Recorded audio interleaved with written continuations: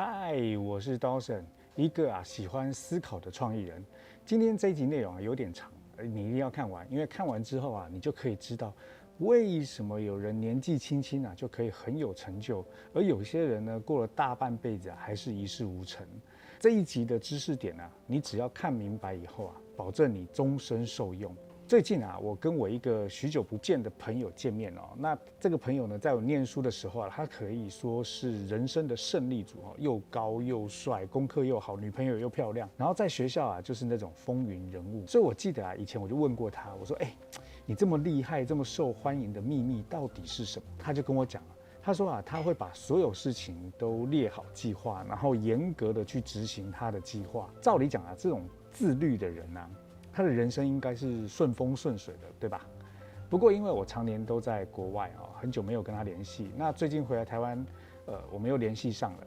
那我们约见面以后我才发现，其实他的人生并不是我想象中的那么顺利他现在没有固定工作，也没有结婚，也没有女朋友，他一个人生活，然后工作呢就是做一些简单的设计为生，算不上优渥吧。但是看起来生活是有点艰苦啦，所以这个引起了我这个做顾问职业病的好奇心。于是我就开始去问很多问题，然后在问完问题以后，我就发现原来他那种严格执行计划、丝毫不能偏差的优点竟然成为他人生当中前进的阻碍。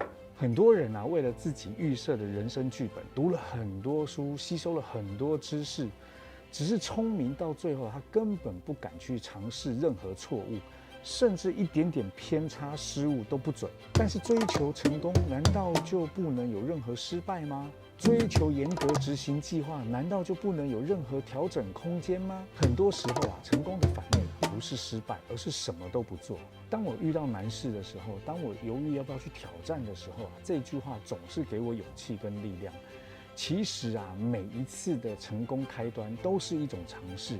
可是如果不开始去尝试做某件事情，最后你也不知道它到底会不会成功对不对？